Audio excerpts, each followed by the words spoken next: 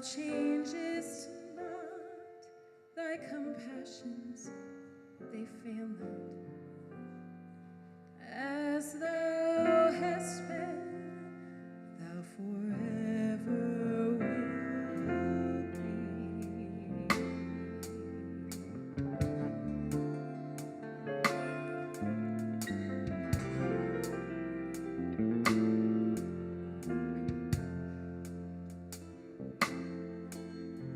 Summer and winter, springtime and harvest, sun, moon, and stars in their courses above, join with all nature in manifold witness to thy great faithfulness, mercy, and love.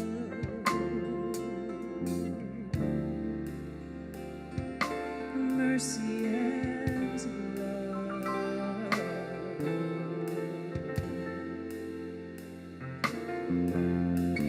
Great is thy faithfulness, great is thy faithfulness, morning by morning new mercies we see.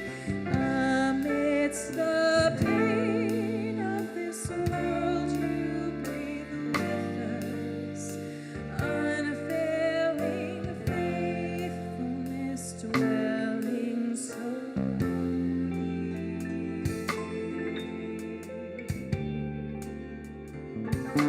dwelling so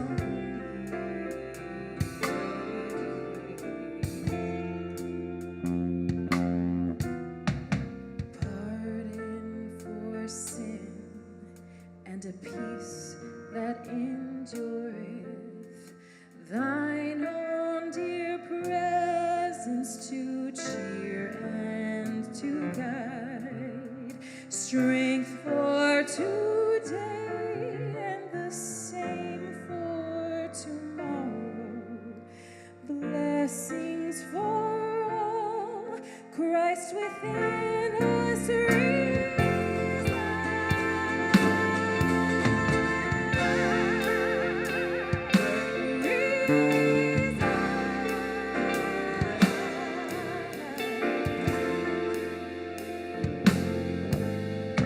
Great is thy faithfulness, great is thy faithfulness, morning by morning new mercies we see. Amidst the pain of this world you breathe with us, unfailing faithfulness dwelling so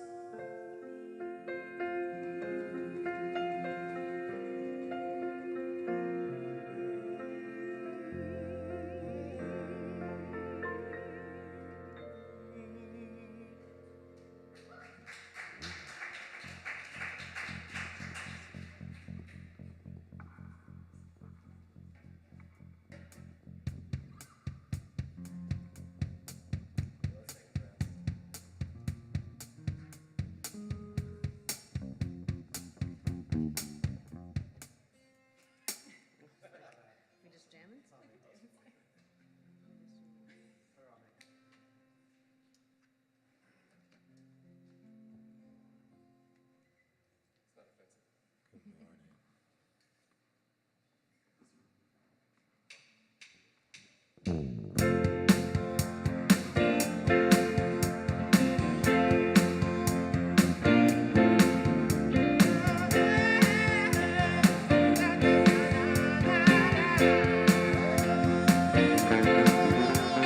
Sometimes I'm right, I can be wrong.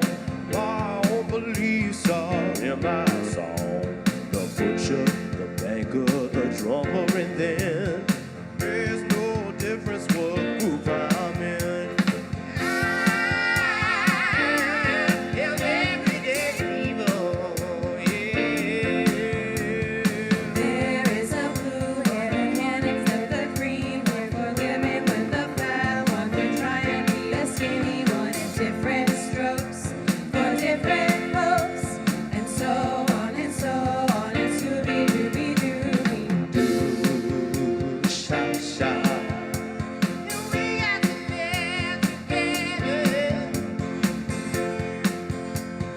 Either are you, we are the same, whatever we do. You love me, you hate me, you know me, and then you can't figure out the bag I'm in.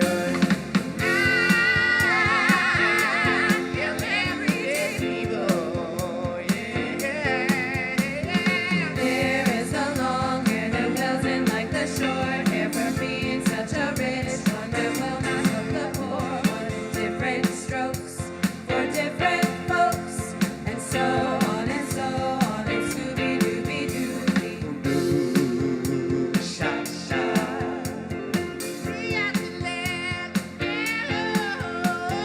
There is a yellow one that won't accept the black one, that won't accept the red one, that won't accept the white one. Different strokes for different folks, and so on and so on. And Scooby-Dooby-Doo. Ooh, sha, sha. I'm everyday fever.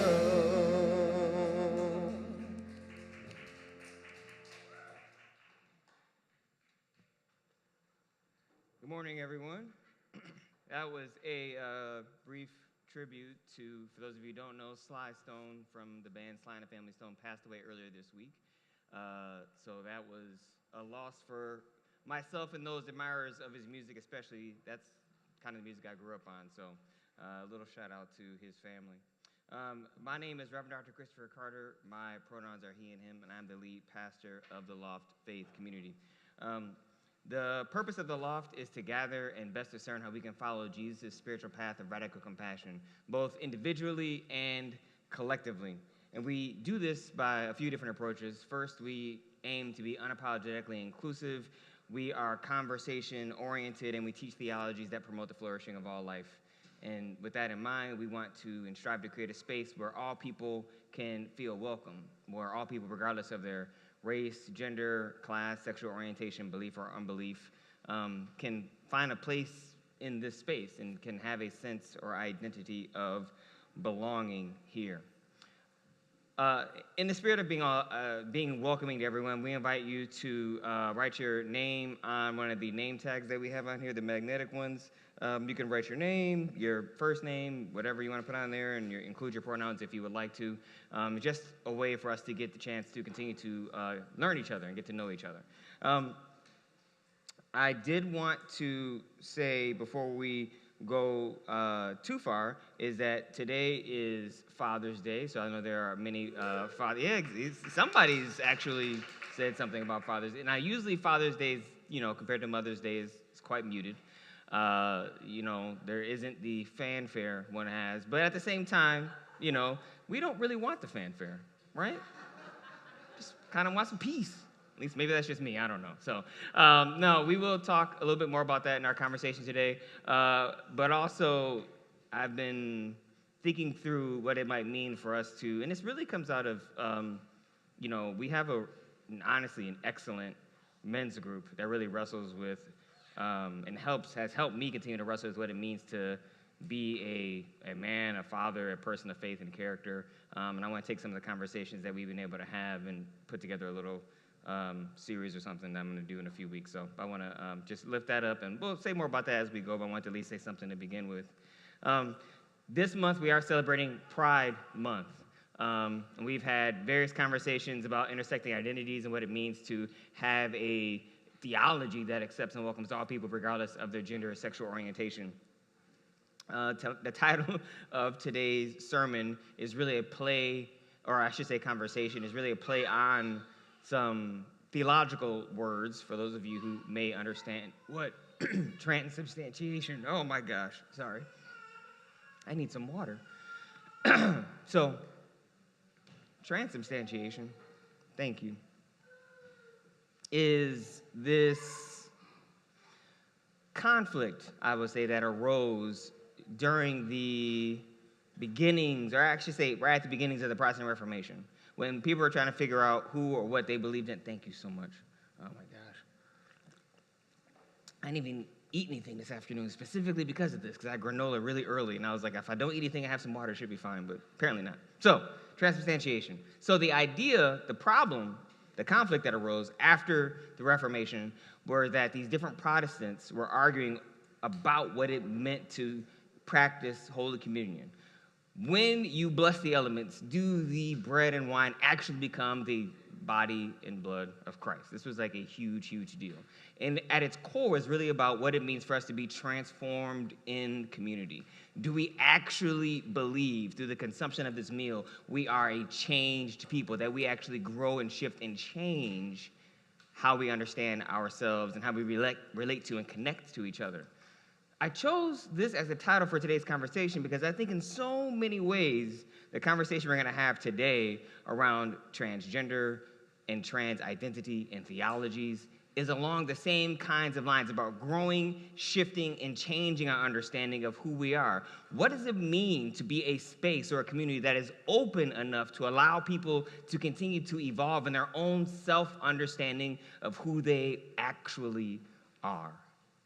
This was critical to the ways in which the early church, or after the Protestant Reformation, was trying to understand itself. And I think it's equally critical to how we understand ourselves as a community today. So before we stand and greet one another and do what we call community care, I'd like us to have, as we continue to do this month, our call to worship that's centered on a pride theme. So I will read the leader section. You all please follow with the all. Source of life, in the beginning. When we forget how to love, when the powers of the world try to oppress us, when our siblings in faith condemn us, we are your beloved. So today we sing your praises, source of love. Please stand and greet one another and practice what we call community care. Introduce yourself to someone you've met or maybe someone you haven't met, and strive to become more than just Sunday friends.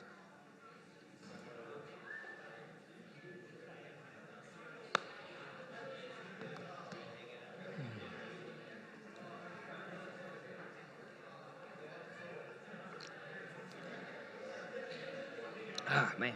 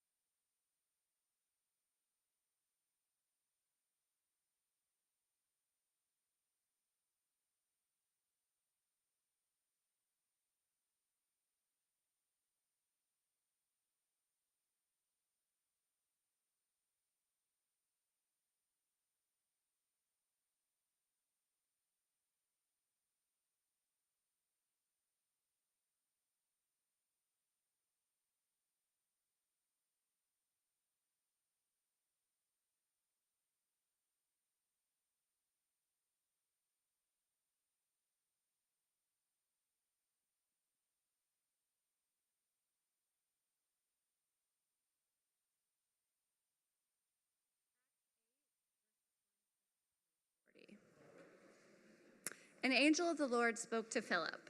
At noon, take the road that leads from Jerusalem to Gaza. This is a desert road. So he did.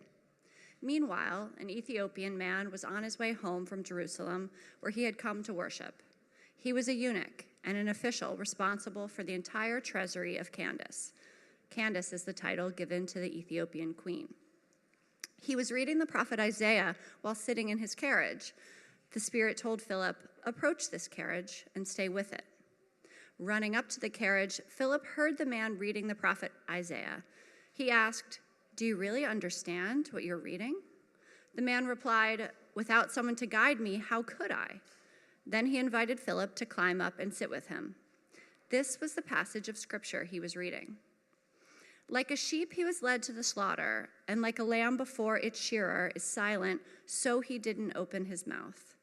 In his humiliation, justice was taken away from him. Who can tell the story of his descendants? Because his life was taken from the earth. The eunuch asked Philip, "Tell me, about whom does the prophet say this? Is he talking about himself or someone else?" Starting with that passage, Philip proclaimed the good news about Jesus to him. As they went down the road, they came to some water. The eunuch said, "Look, water. What would keep me from being baptized?" He ordered that the carriage halt. Both Philip and the eunuch went down to the water, where Philip baptized him. When they came up out of the water, the Lord's Spirit suddenly took Philip away. The eunuch never saw him again, but went on his way rejoicing. Philip found himself in Azotus. He traveled through that area, preaching the good news in all the cities until he reached Caesarea.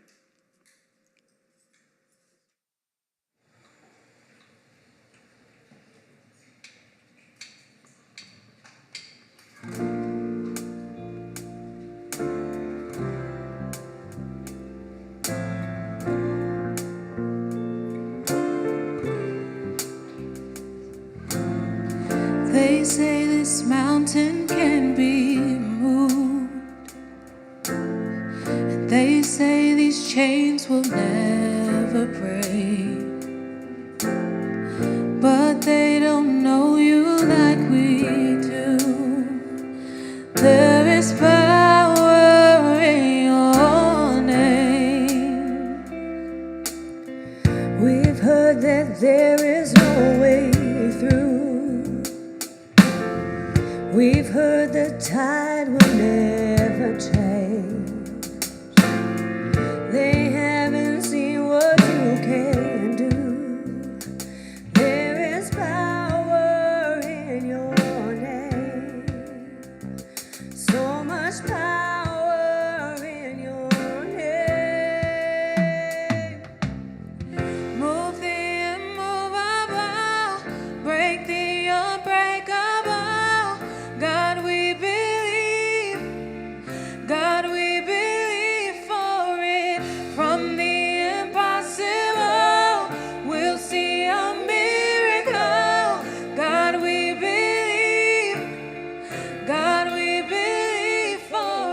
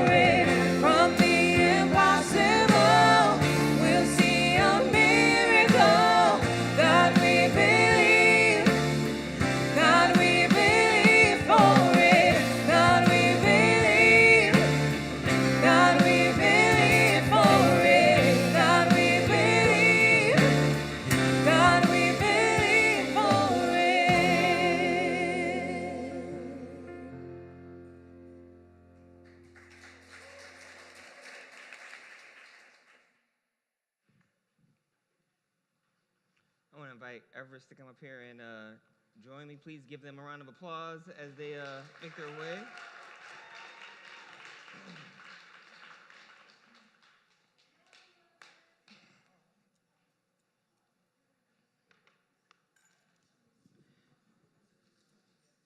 Now, I was very excited to have this conversation, in part because this is an embodiment of, in some ways, the multitude of conversations I've been able to have with Everest over the last, how long have you been here? Like 2 years? 2 years? Yeah, 2 years. You know, and so I think maybe the best way for me to begin this is to frame my own, a little bit about what Everest has meant to me in terms of my growth and understanding. And I've told them that, you know, like I think that one of the challenges of being someone who is an academic and just probably obsessed with books is that you can make things very intellectual. And I think before I developed a relationship with them, I had a good and okay to good intellectual understanding of lots of issues when it comes to gender and sexuality. But having a relationship with someone who can push me to think more critically, but also someone I deeply love and care about, has been another space of growth for me. And I just want to let everybody know how much I genuinely appreciate what you have brought to this space as Westwood, but also specifically what you brought to me. So thank you. Now the hard-hitting question. No, I'm playing. No. You know, one thing that we talked about is just understanding that obviously identifying as trans is more than just appropriate pronoun use. All that is important. So it's maybe a helpful way for some folks to begin this conversation is to just maybe explain to people here how you define trans and what does being trans mean for you. Thank you. I didn't tell them I was going to do that, and so that was totally off script. So that's why I wanted to give you the honest reaction. Well, that was really kind. I think the definition that a lot of people that I know use is kind of that a trans person is anyone that identifies as anything other than the gender that they were assigned at birth. So the doctor said, it's a girl, and then later in life you were like, no, it's not, or vice versa. But then I think beyond that, there are a lot of definitions that people give for different labels under the trans umbrella. But truly, I think it really is such a personal journey and such a personal identity that I think the more trans people you know, the more varied trans identity can look and the more broad those experiences can be, and our understandings of them can be. And so I think, you know, something that I've heard is that when you're explaining something, you know, how would you explain it to a child? And when I was thinking about this question, I thought about a recent conversation that I had with a child, and it was actually your child, Isaiah. I was hanging out with Isaiah, and he something that happens sometimes when I'm around kids is they just kind of start like mixing up their gender language, kind of like trying to understand what is going on with me. And so Isaiah, throughout the time I was spending with him, he was like calling me sir, and then he was like Mr. Everest, and then he was like Miss Everest, and then and we were out in your yard, and he was like, Everest, are you a boy or a girl? And the answer I said to him was, I don't really feel like either, but I feel more like a boy than a girl. And then I started saying something else, and he was like, let's do somersaults. And I was like, okay. And so... Classic Isaiah. Anyway. Classic Isaiah. But I also think something that has happened, I spend a lot of time with a lot of different kids and youth of different ages. And I think it is really beautiful that he actually didn't need more elaboration than that. He was like, all right, I got it. Let's move on. I don't need to know all that. But I think that like having to explain it in such a simple way to someone, maybe that is like also helpful for you and for this community to hear me say it. But that is like my personal definition of my transness and how it feels to me. Yeah, Yes. no, I think that's really helpful, and it makes, you know, you had not told me you had that conversation with Isaiah, and that makes perfect sense because Isaiah, when he talks about you, I would say probably 90% of the time uses they, them pronouns. Like just, so whatever, the way you explain it to him clicked with him. And I do think this is among the things that I have hope for is that as you have trans identity more normalized with young folks, that the awkwardness that some people feel will continue to fall away. Because as you said, Isaiah, he loves you. That's all he cares about. Do you do somersaults? That's what his primary concern is, not so much like how all these things impact him beyond that. I'm curious, though, about you coming to understand yourself as you've gotten older, and you grew up Christian. And so how does your identity inform your Christian faith? Like, have you found it helpful? Or maybe a better way to say is, how has it helped you, and maybe how has it made it more difficult? Because I suspect it's probably done a little bit of both. Well, I was thinking about this question, and I think there is an important distinction in my story between my, like, Christian journey and my spiritual journey. And I think that for me, I have had a lot of situations in different Christian spaces where it became clear that I was not welcome there, or that, just that I was not wanted there as my full self, and that it was not a place that I could ask the questions I wanted to ask or explore the things I wanted to explore. But through all of that, there is, I think, something in me that feels really deeply connected to God and to something bigger than me. And I think no matter how many times I was kind of rejected or spit out from different Christian communities, that connection has always felt really true. And I think as I have explored my identity and gotten to know myself better, that has become only stronger. And I think the struggles that I have been like, is Christianity, are Christian spaces the ones that I want to keep choosing and the ones that I want to keep trying to make space for myself in, even though I've been spit out a lot of times. And the choice has never been like, does God love me? Or like, do I want to continue to have spiritual practices and feel connected to this part of myself? I think that even if I had long ago decided to give up on churches, that I would still be a deeply spiritual person, but it just would not be like in community in the way that it is now. And I also think that my, I guess, like exploration of gender identity does feel like a deeply sacred thing to me. And I think when I think about my spiritual deconstruction and the things that I had to unlearn, one of the biggest things was this idea of a overpowering male God. And I think that there was a production of Children of Eden that I saw a clip of when I was probably in middle or high school, where the character of God was played by a man and a woman in tandem.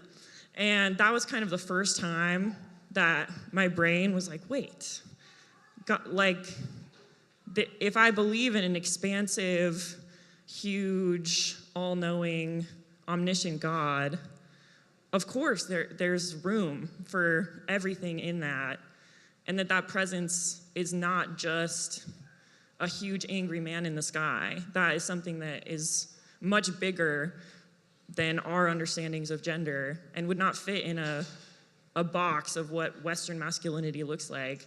And I think that as I, like with myself, kind of started exploring what more of a balance of masculine and feminine would look like, or what, expanding how I express myself or how I see myself looked like, that also, in doing that, expanded my understanding of God as an expansive being and as a being that goes beyond the traditional gender role that I had been taught that God fit in. Yeah. Yeah, no, I think that's really helpful, because one of the challenges, I think, and this is one of the challenges I think we face within the framework of being a cisgender man, or even just the concept of masculinity, is that I think there has been, for quite a while, for the last few decades, I would argue, a more expansive understanding of what it means to be a woman, or to femininity as a concept has been expansive, whereas masculinity has continued to stay, I think, very narrow. And I think the consequence we see of that is the version of masculinity you see presented by the evangelical and conservative churches. And that vision of masculinity is expressed in someone like a Donald Trump, or expressed in someone like evangelical leaders who want to be strong men, and all those kinds of images that really run counter to the image we see of Christ. But I think you have, I would argue, and especially men that are my age or older, maybe trying to figure out what does it mean for me to be quote unquote masculine today, when the things I've been normatively taught to be masculine aren't either accepted or allowed, or I can't do for any number of reasons. And so you have this internalized resentment and anger. And I think one of the things that my conversation with Julia has helped me understand is how men can respond to the queer community can be so rooted in patriarchal norms and their, in some sense, hatred of women. And I had not grasped that until I started kind of putting all these pieces together through our conversations we've had on the podcast and my conversations with you. And I can see how all of this is wrapped in a narrow understanding where the idea and identity of trans is expansive, right? It really is a kind of liberation for us to understand what and who we are as beings, created in the image of God. And this kind of gets to the last question I asked you before we kind of move to questions is, one of the series title is In the Image of God, in the image and likeness of God. And so I'm curious, what does being created in the image of God mean for you, right? Like, and in thinking through that, like, I know that so many people that are on an opposite theological spectrum would respond to the idea for them that someone can be trans is like, oh, God created two sexes, male and female. That's what it says in the Bible. Like, how does your understanding of being created in the image of God, how does it help you answer that question? Well, I'm going to quote something that Blair said to me, and I don't know where Blair got this, so if you want the source, go to her. But Blair was talking to me about that argument, and she said, in Genesis, it also says, God created day and night, and yet we have dusk, we have sunset, we have dawn. It says God created the land and the sea, but we have estuaries, we have beaches, we have in-between spaces, we have amphibians, we have... I actually have the quote from that book. If we could just put it up, please. Oh, look at that. Look at that. It's from Gender Heretics. But yeah, so I'll read it. It says, thus, this is by Rebecca Jane Morgan in her book, Gender Heretics. She's an evangelical Christian from England, actually. And so it says, thus, when we read Genesis that God created day and night, we recognize that the immediate problematization of these categories by the mention of evening and morning is essentially irrelevant to the gist of the text.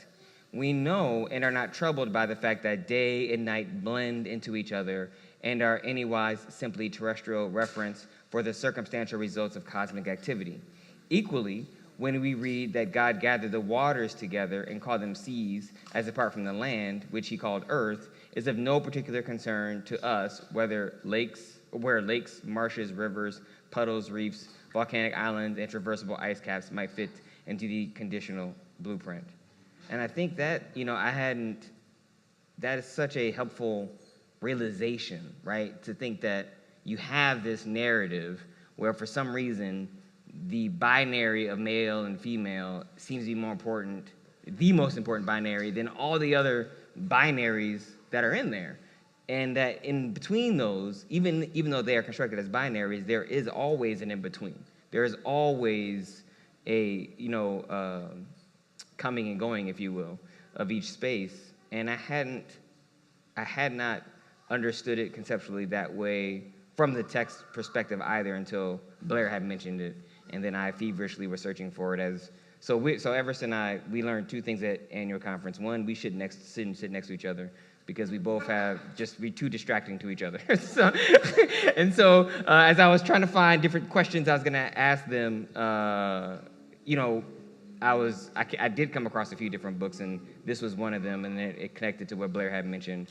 And the second thing was just how much some of these questions really can be they're very, I think, and maybe actually this is the last thing I'll say, and then I want to toss it to you before we toss to everybody else. I think people are nervous to ask questions. I think people are nervous to ask questions. And I'm wondering of your thoughts about, what would you say to people who perhaps want to ask questions that they don't understand? Questions like we're talking about now about being created in the image of God. What would you say to maybe encourage them or to assuage them or maybe to discourage them? I don't know. What do you have to say about that? Well, I am going to answer that question. I'm going to say something else first, which is the binary. I think that there is one of the common things that I hear right now about specifically non-binary identity is that it is brand new, or that it is an invention of the modern times, and we're taking things too far, and all of these things. And I think that there's a book called Exile and Pride by Eli Clare that is about queerness and disability, and there was a section in that really resonated with me that he's a trans man, and he was coming into his queerness in the 80s, and he writes that his definition of what a woman could look like kept expanding. So he was a small girl who did not really feel like a girl, and then he found the lesbian community of the 80s and was okay, this is a whole new vision of what a woman can look like. Maybe I can fit in here. And then kind of really immersed himself in that movement, and then kind of started hitting the bounds there as well, and then found the transgender community and really felt that was where he belonged. And I think that really resonated with me of I didn't quite feel I didn't feel a sense of belonging around other girls when I was a girl. I kind of felt like something was not clicking for me around that. And then when I figured out my queerness at a base level, I was oh, that is why. And if I include this into my definition of what girlhood and womanhood can look like, I will be able to feel comfortable in this. And then I think I just am lucky because I'm alive at a time when gender-neutral language is available to me and the non-binary community exists in an explicit way. And so I get to use that, and I get to say that is who I am. But I think it is really interesting to look back at history and know that there have been a lot of people that felt how I feel, and that the language might not have been available, but that there have been people for hundreds of years, for thousands of years, that have kind of like looked for ways to expand what their expression and their identity can look like. And I think that queerness, and especially conversations around transness, really challenge us to break out of these ideas that are taught to us truly since before we leave the womb. There's already like an understanding of who you will be and what you will look like and what your life will be. But I think that conversations about transness sometimes end up being binary, and I think early conversations and early understandings of trans people were very binary in that way. But then now we live in a time that there are not only more expansive understandings of what a man and a woman can be, but there's also like new ways to identify and new ways to live in a real way. And I think that is really beautiful and really special and does feel holy to me. I think that being able to have conversations in this way and being able to exist in the way that I do makes me feel closer to God and makes me feel like I get to be more honest in how I feel connected to God. And to your question, I think I just had a conversation yesterday with Uriah about the idea of like, it's not my job to educate you. And we were like, where is the line there between like, I think that idea came about from marginalized groups feeling like they were being interrogated about very personal parts of their lives. And obviously that is uncomfortable, and especially it's uncomfortable when it's coming from people that don't know you at all. But I also think that, as you said at the very beginning of this conversation, education happens through relationship. And I think that when you know people, it goes from being an idea that you are reading about to a real life that you are witnessing and a real person that you love. And so I think at Westwood, I really do encourage an asking of questions. If you are approaching someone, I think especially a trans person, with real curiosity and real love, and not in a way of being like, why are you doing this? And can you explain it to me because it's making me angry? I think if you can approach someone and be like, I actually don't understand and I want to, can you tell me about this? I find that people are pretty receptive. And I think especially with trans people, if you meet a trans person, there's a story behind that. There is a whole journey of reflection and discovery. There's very few people that, no, there's no one. There's no trans person that wakes up and gets to be living a full trans life overnight. You know, that is a whole process. That is years probably of someone's life that they were reflecting and working and figuring out how they can exist in a way that feels honest to them. And so I think a huge part of being a trans ally is being willing to listen to those stories and being curious about those stories. And that, I think, leads to understanding in a way that Googling something never could. Yep. So yeah. No, be a friend. That's amazing. That's great. And it actually leads into the thing I'm going to talk about in a few minutes. But before we do that, I want us to pause here and have a conversation around our own particular identities.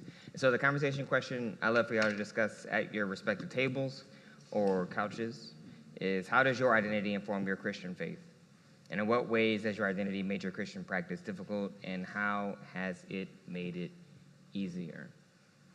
I think this is a really important question for us to wrestle with in terms of how our own particular perspectives shape and inform our relationship with the sacred, and how a more expansive understanding of what a more expansive understanding of that can look like. Just spend a few minutes in conversation before we move on with worship, with music and prayer. Can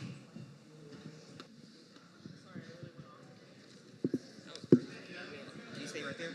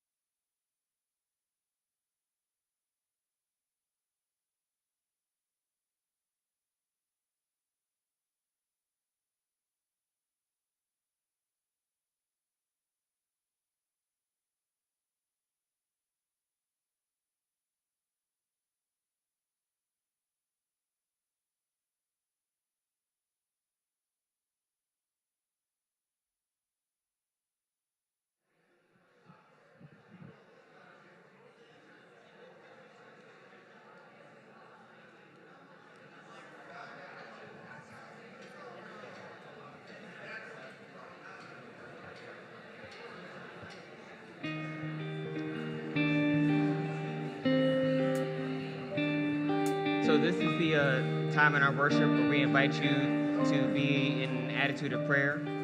We have several prayer stations around the space. We have a kneeler under the Pride Progress flag for you to use if kneeling is the form of prayer you'd like to practice, or a candle lighting station if that is meaningful for you, or a prayer wall where you can write down whatever's going on in your heart and know that those are lifted up every day.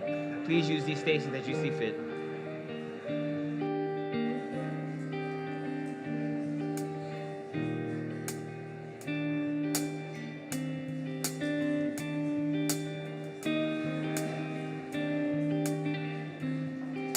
All our eyes on you, Lord. All our hope in you, Lord. All our trust in you, Lord. All we want is you, Lord. All our eyes on you, Lord. All our hope in you, Lord. All our trust in you, Lord. And all we want is you, Lord. 'Cause the Lord is our shepherd. The Lord is our helper. Oh, Jesus, lead us and show us the way to follow you.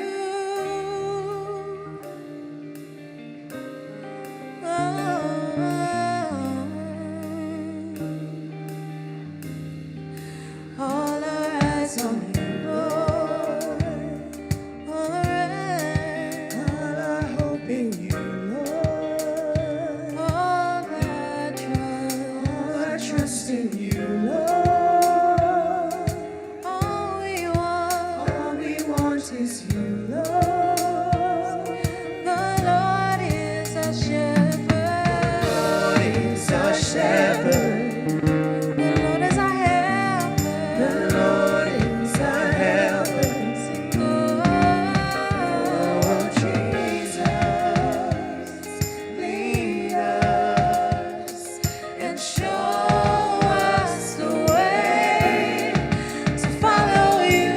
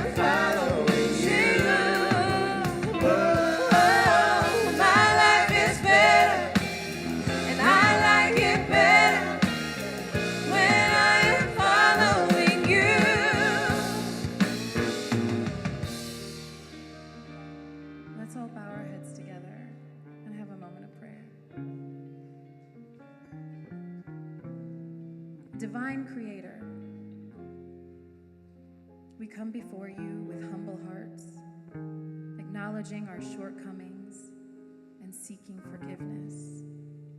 We confess, O God, that at times in our lives, we have subjected others to the kind of rejection and misunderstanding that you yourself experienced when you were in the form of Jesus.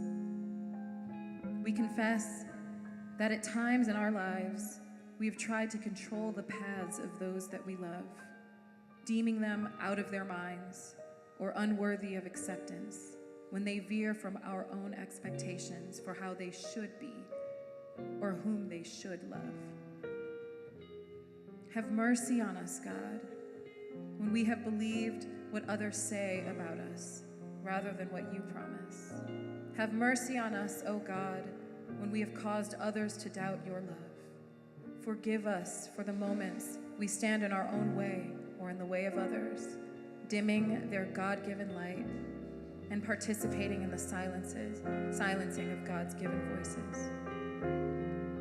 Grant us the courage to stand in solidarity with our queer and trans siblings, even when doing so puts us at risk or challenges our own comfort. In times of fear and uncertainty, may we find solace in your promises, O God. Even if our earthly relationships falter, you remain steadfast in your love for us. Strengthen us with the knowledge that you will always take us in and hold us close, especially when we feel alone or misunderstood by those who we hold dear. Help us, O God, to live authentically and boldly as the children you created us to be. Amen. My life is better. I like it better when I am following you. Oh, my life is better. I like it better when I am following you. The Lord is our shepherd. The Lord is our helper. Oh, Jesus, lead us and show us the way to follow you.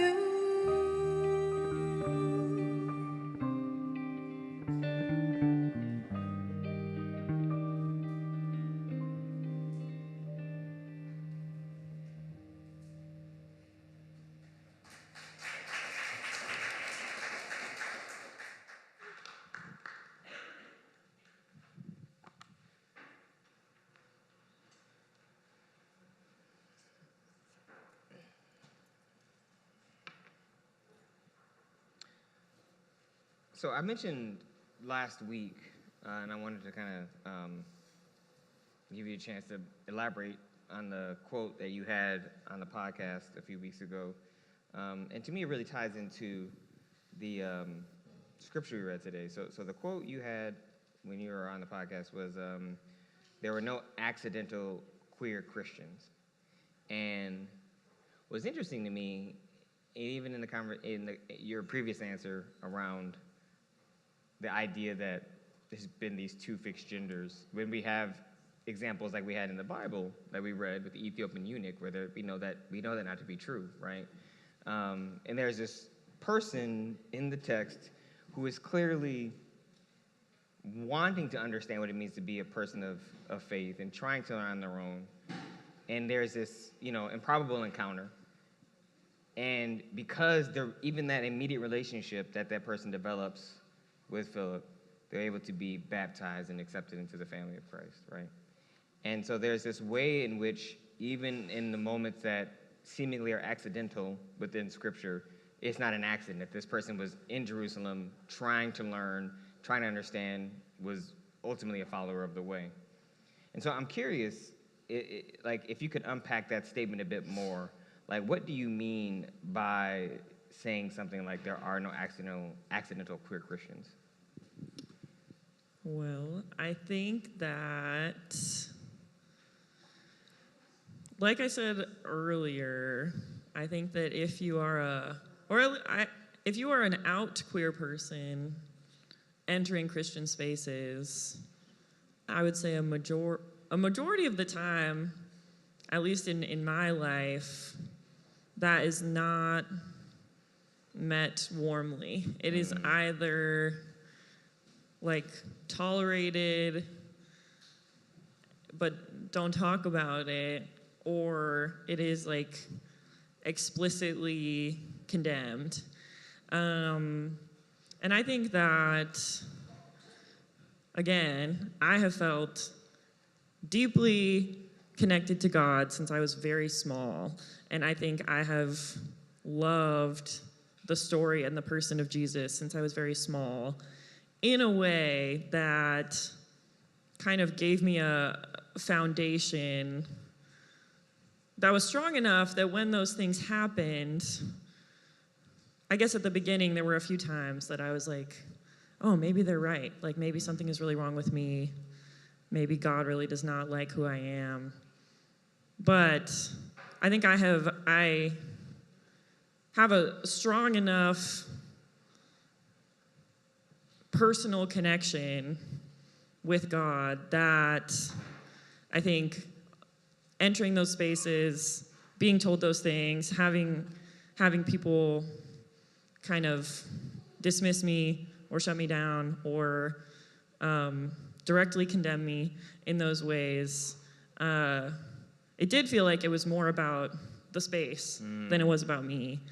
And I think I was able to have that happen and leave and be like, well, I still love God. I feel like God still loves me. It sucks that room did not want me there. But that room did not want me there. And so I think I have talked to many, many queer people who have had to really sit down with themselves and sit down with God and ask themselves if it is worth it to keep trying in a community that has told them again and again that they're not wanted. And so I think it is a lot of the queer people that I know have really beautiful, profound, personal faith because they have had to really look within themselves and ask themselves, is this important enough to keep showing up to a party I'm not invited to and getting these looks and getting these comments and being told again and again that I'm not actually a part of the body of Christ? Do I believe that I still am?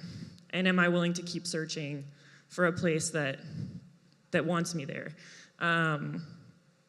Whereas I think sometimes when you're a kid and you're just going to church and it's just what you do, so I think you can go a long time without really sitting down and asking yourself, what does this place mean to me? Is this a space that I am willing to choose, even if it does not choose me? Is this a community that I want, even if it does not want me? And I think that is kind of the miraculous thing that I witness in queer group, is that there are all of these individuals that have these like winding, painful paths that look so different from each other. And the common thread is that all of us have like really thought about our faith and really chosen it, because the easy thing to do would be to leave. Like if you are being told you have to choose between your faith and who you are, and you know who you are, it is a lot easier to be like, okay, I guess I'll go. I guess I'll find somewhere else to be. And so I think that is why I say that, is because it is a real choice to continue on when you have been kind of repeatedly pushed out. Yeah, I mean, I think there's so many of us that can relate to versions of that story within, especially those of us who've experienced some kind of marginalization can relate to that experience of having to fight for your own ability to exist within a space as yourself and not put on a mask and to be something that you are not. Now, I want to move towards the next conversation question, in part because Everest and I have this challenge that when we speak, we tend to elaborate a lot. So we went over the first segment. So we have to cut the second segment short, but that's okay. In part because this question really ties into one of the answers you gave in the first segment, the first part of our conversation. You know, I think one of the dangers we can fall into when we want to, and we talked about this actually when we were at annual conference, about some people that want to support trans folk, but and you know you're called to love them and not dehumanize them, but you don't really do the work to deepen your understanding and develop a relationship. And it's easier to be like, well, I don't want to be like the crazy people, right? Because I see that as dehumanizing, but at the same time, not really spend the time to understand a person's story, to let that impact and transform you. And so I'm curious for us, for those of you who are here to kind of sit with and wrestle with, like, have you ever read a long form story or talked to a trans person about why and how they realized they were trans? Why or why not? And I say this because in part, you know, some of the, those of you who have emailed books for the book club, a few of you actually emailed books that would allow us to engage this topic. So I'm really excited for what we're going to be even reading next year. But there aren't just a lot of those stories. So anyway, let's spend a few minutes in conversation thinking about this question, about how and in what ways we engage trans identity and the stuff we encounter, and then we will move on with worship. We have another song, and then our children's choir will be coming up here singing in a few minutes. So let's give a round of applause for Everest for participating in conversation.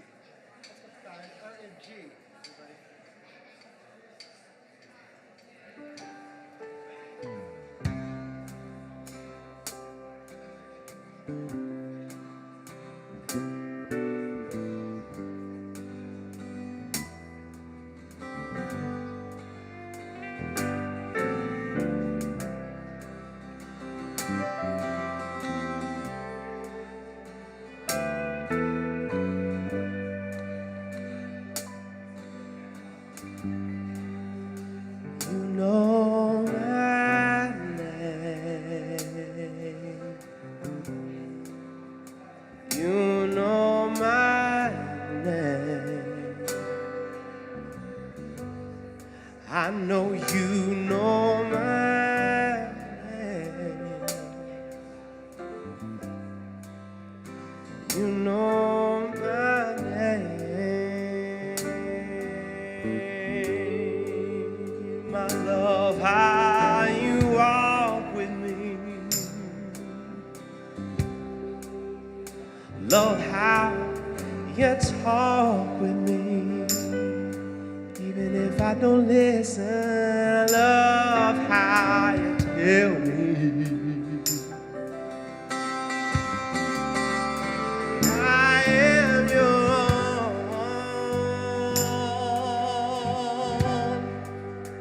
You know my name. Yes, you know my name. You know my name. You know my name.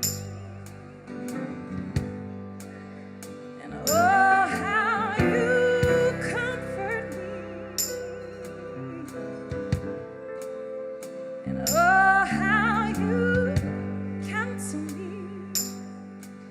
Yes, and it still amazes me that I am your friend.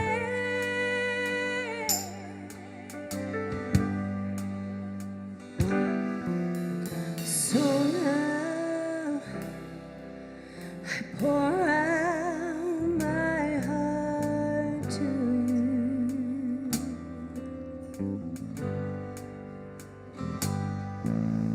Here in your presence, I am made new.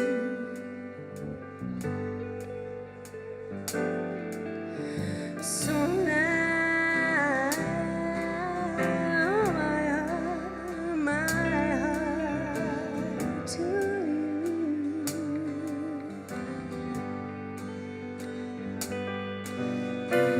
Here in your presence, I am made new.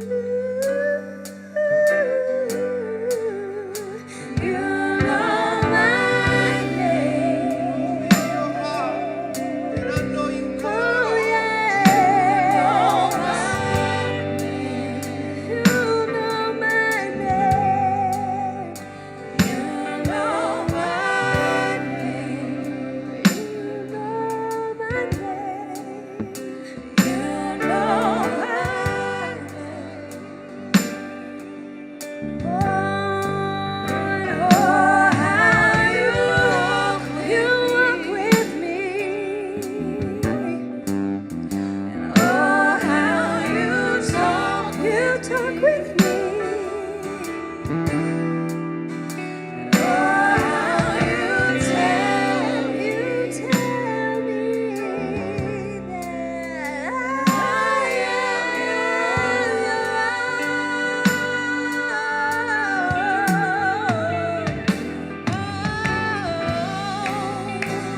own. God, you know me.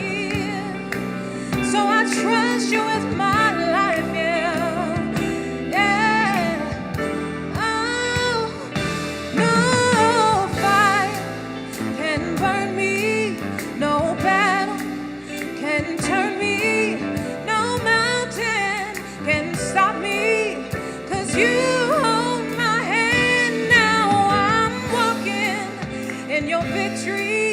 'cause your power is within me.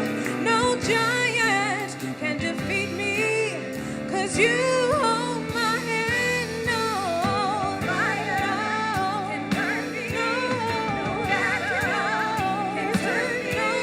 No mountain can stop me. Why? You hold my hand. Now I walk in your victory. Yeah. Your power is within me. No giant can defeat me. Why? Because you hold my hand. No fire can burn me. No battle can turn me. No mountain can stop me. 'Cause you hold my hand. I'm walking in your victory. 'Cause your power is within me. No giant can defeat me. Why? Because you hold my hand. I don't have to be afraid, no. I don't have to be afraid, no. I don't have to be afraid. You said if we draw nigh, you said if we draw nigh, you draw me. So I'm running, I'm running, I'm running. Oh, I'm running, I'm running, I'm running.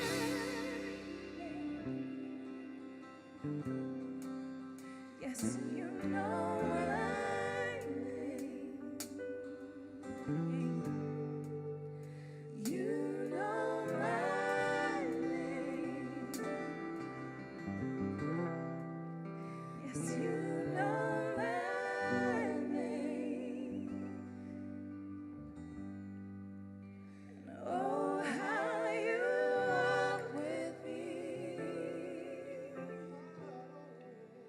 And oh, how you talk with me. Oh, how you tell me that I am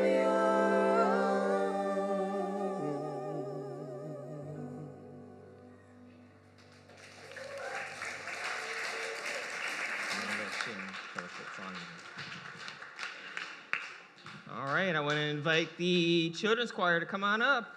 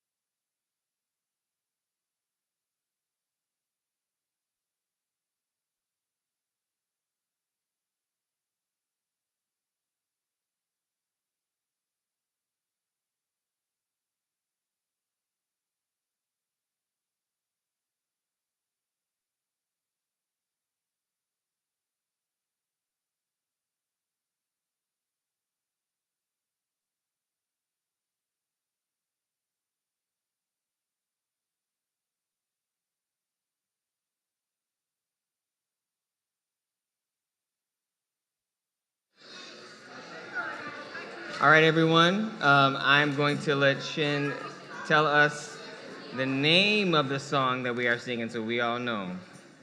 So what's the name of the song we're singing? Hello, everyone. I'm Didishan. And first of all, let's give a big applause for the 5 kids on stage. I know it takes a lot to be here. I'm so proud of y'all. And today we're doing "Come Let Us Sing" by from Psalm 95 and 96, and a composer like Jody Linz. Hope you enjoy it. That's a professional musician. You're like, I can get all this stuff in. All right. Thank you.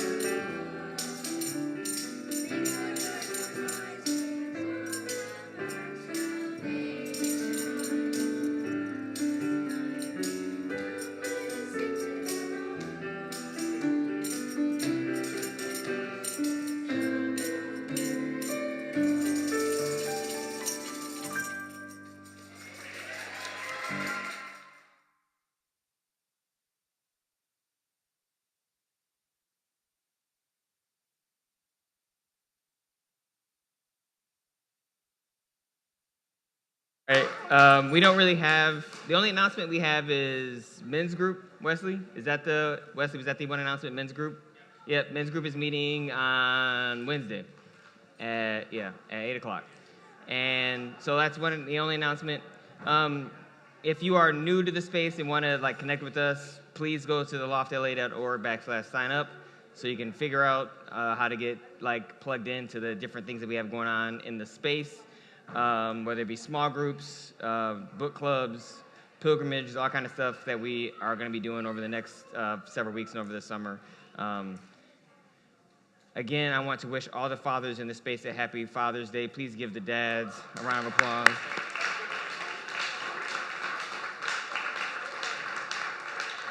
I do know that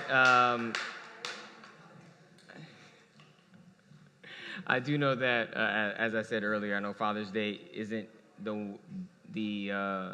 of Father's and Mother's Day. It's not the one that's historically celebrated the most, but it is the one that I think it is critically important for those of us who are fathers, who have roles in children's lives, or they are somewhat of a father figure, for us to really demonstrate what it means to be a vision of masculinity that actually is plural, that opens up the space for people to discover who they are without feeling as though they are boxed in and very limited into what it means for them to exist in the world. And so my hope and my prayer is that the men in the space, those of you who are those kinds of leaders or those figures in people's lives, take that to heart and go out and practice and live and embody that, as I know so many of you in this space actually do. Please receive the benediction. May the love of God go with you as you leave this space. May you be strong and courageous, as we see in the life of Christ, to confront injustice, to bring those who are marginalized close to you to support them in their times of need. And may the Spirit of God hold you and lift you up and empower you to discover who you are, to create relationships with those who are different from you, and to come to know them as siblings in Christ. And let all of God's children say, amen.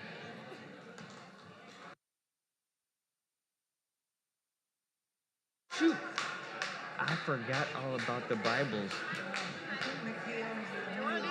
I totally forgot. And so now it's...